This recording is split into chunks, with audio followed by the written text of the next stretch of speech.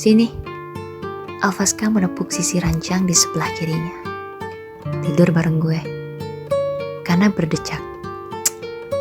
Gak usah modus, bisa. Siapa yang modus? Kana semakin kuat mencompak rambutnya frustasi. Cewek itu menjatuhkan diri, lalu bersandar di balik pintu ruangan rumah sakit. Kana menutup wajahnya dengan kedua telapak tangannya kalut. Jikalau nanti Kana masuk ke ruang BK, orang yang pertama kali Kana banting adalah Alvaska. Alvaska menghela napas berat. Cowok itu melepaskan infus di tangannya kasar. Hingga tanpa sadar, membuat punggung tangannya terluka, mengeluarkan darah. Alvaska turun perlahan dari atas berangkar. Cowok itu berjalan tertatih mendekati Kana, yang masih bersandar di balik pintu ruangan. Tubuh Alvaska begitu lemas, tanpa tenaga. Ini adalah pertama kalinya Alvaska terlihat lemah di hadapan banyak orang. Alvaska berjongkok di hadapan Kana. Cowok itu menggenggam erat kedua telapak tangan Kana, yang digunakan untuk menutupi wajahnya.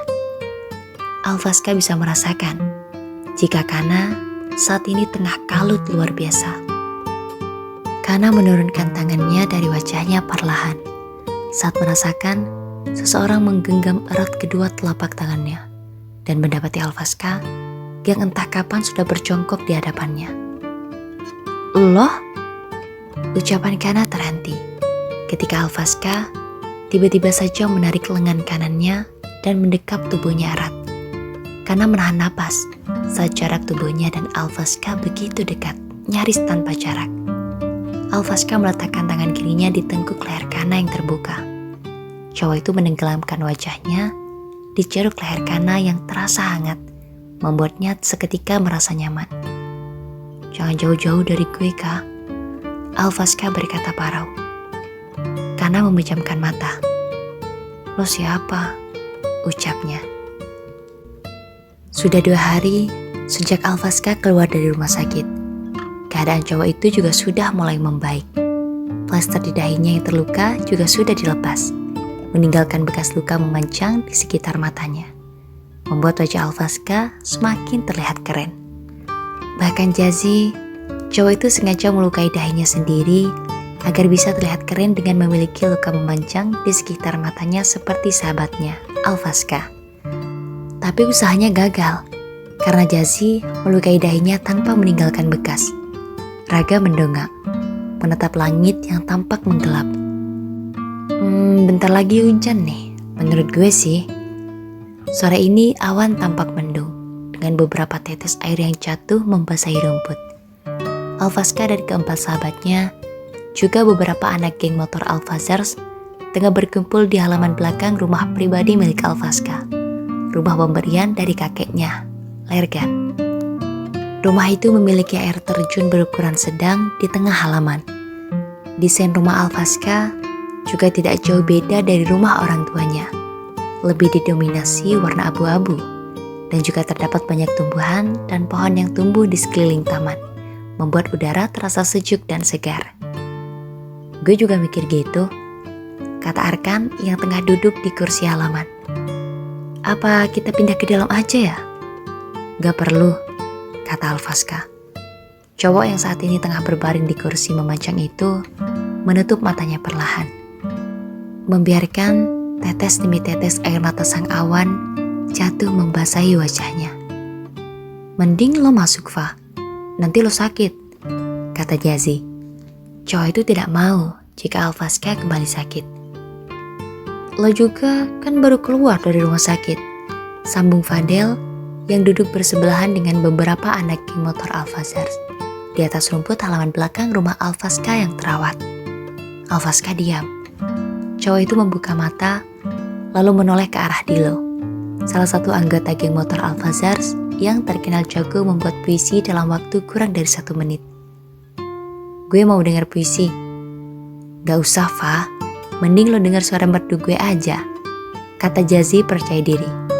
"Gue ini pemenang Indonesian Dodol 2 tahun berturut-turut. Ya gak, Fa?" "Yoi," seru Fadel berpihak pada Jazi.